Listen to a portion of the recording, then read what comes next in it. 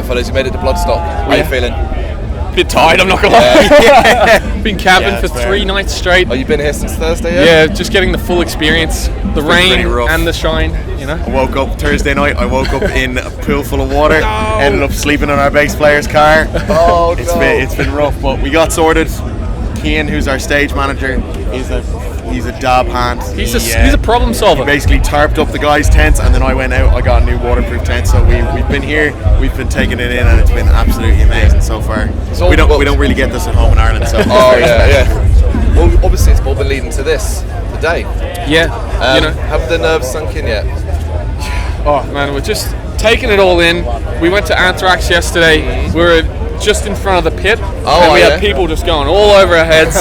So we were doing a bit of a workout, getting the arms ready for today. So we're a bit stiff, but we're doing good, and the food's been good, the people have been great, and we're pumped now. You feel welcome here? Absolutely.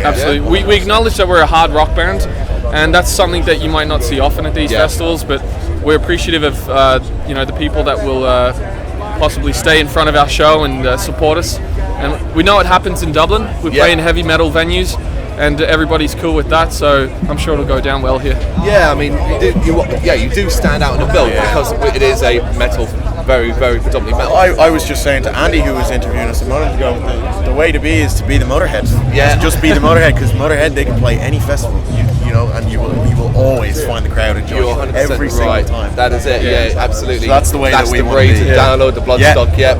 That's perfect then. But people, they love the death metal. We love our death metal and thrash and all that. Yeah. But we also need a break sometimes. We want to hear something that's maybe a little bit more fun, bouncing something for the Sunday afternoon, basically, right? Music to drink a beer to. Yes, and obviously you've seen the Jaeger stage. You've seen what your job is. Yep. Now we've been kind of looking at it, going, "We're taking you on." Yeah, it's going to be cool. Like we've passed by a couple of times in between main stage kind of changeovers, and the sound has been great. It's been amazing, and just the entire crowd just essentially just turns around, and the majority of them will just kind of flood into the tent. It's great. People if we do our job right, they'll stay. Chilling out. It's going to be great. We're not playing for too long either, so we're going to try our best to just leave people in the dust wanting a little bit more. Yeah, I mean, you summed up brilliantly. That's why it's such a great location. People walking by. It's up to your job to draw them in. Yeah, and you're confident you're going to be able to do that. Yeah, look at. I mean, the genre of music is always that. We're used to playing in pubs and stuff, so we've got to sell some beer for the venue so we can get paid, So that's what we're doing today. We were being a bit cheeky as well. We put up some stickers around the inside, just kind of, they have the time on it, stage, ready to go. Little barcodes you can find the album with and everything like that. Very clever, very good. We're talking about that new album. Happy with how the response has been to that? Definitely. Pretty bloody good. Yeah, definitely. Thank you very much. It's been about a year in the making, all told, about 6 months on the record itself, and then about another 6 months just on graphics, getting everything in preparation to be out, conversations with the label back and forth. Obviously the gap with Australia is the time difference can be a little bit difficult, so it's been about a year coming, but we're learning a lot. It's our first album on a record label. There's always a new challenge, always another hurdle behind us. Yeah. And it's just like, right, let's take it on. What do we do?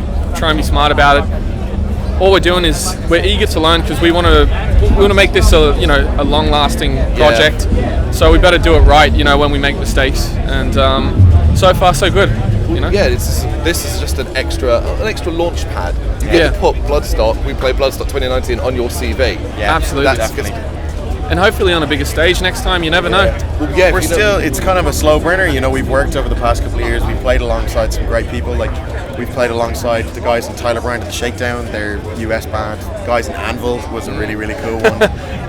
Guys in The Answer, they're a Northern Irish rock and roll band. We've played with some really, really great dudes. Wine Tea even, Wine Tea as well, I forgot about that. So, hopefully we're starting to get that ball rolling. We want to take a bit of, hopefully something like next year, we'd love to take a step up to maybe the New Blood stage or something like that. If you know the festival well, that's kind of how it works. Several bands over this weekend have begun either in the New Blood or the Jaeger. I mean, you look at Evil Scarecrow, for example. There's a band that started in the New Blood, and it's our main stage in that. And well deserving as well. Like that was, I don't know if you caught the guys, but it was absolutely savage. We had a lot of fun with the crab claws. Oh yeah. I was trying to nail it down for Jay, our drummer. Like Jay is really into that kind of vibe.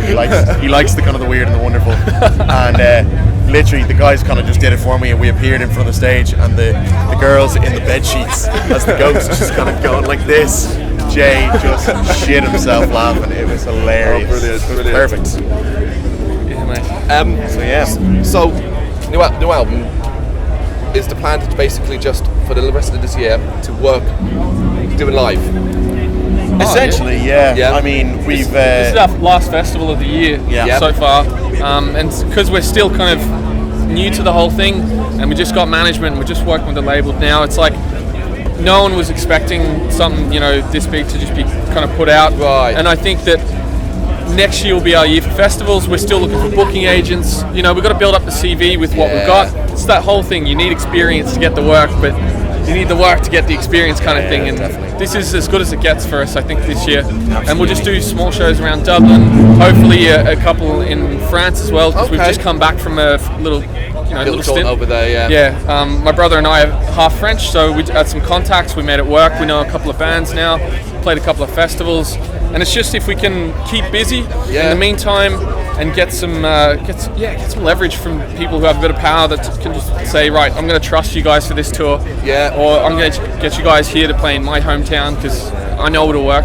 That's what we're looking for. I think a big thing as well that we want to do is we want to start writing some new music, because we've essentially spent a year just focused on this album. We haven't come out with any new material, so we want to sit down and we want to just be able to look over any ideas that we have recorded, any sort of even just riffs or little drum parts, and just start putting some stuff together, and another album would be nice, and then another one after that. And while there's not too much pressure, I mean, we've got some good reviews coming in and we're over the moon about that. But I think if we just keep our heads on our shoulders and just go, right, let's keep writing, because no matter what, it doesn't matter what the reviews say at the end of the day, our next album has to be just as good, if not better. Absolutely, you've constantly got to be stepping up I think if there's one thing that we could say about ourselves, it's like even if we're not gigging or we're not recording, we're never ever slowing down, ever. We're always on the go with something, no matter what it is. So I think that's something we're very, very proud of. Yeah, brilliant. Right, I'll ask one more thing, because it's been bugging me for a little while. Does it annoy you guys that you're always going to get a certain comparison based not just how you sound, but where you're from and stuff like that, and the expectation as well, they're going to be a little bit airborne, maybe a little bit AC/DC, and there's going to be plenty of beer drinking. Do you embrace that side of things? I think it's something that we've definitely taken on board. It's we're not going to hide it. I mean, we love that music, and if it's a comparison, usually it's a good one.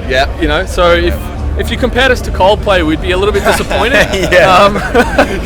But we're taking, in our own songwriting, we're taking bits of what we love the most, and we're just obviously rehashing it and trying to put the 2019 rock and roll spin on it. And if people are saying there is a bit of that, but there is also something different and original about that, great. And if you just like the airborne part of it, if you just like the AC/DC part of it, happy days. Because you're going to like it. Stuff like that, something for everybody in there. Basically, I'm hard rock.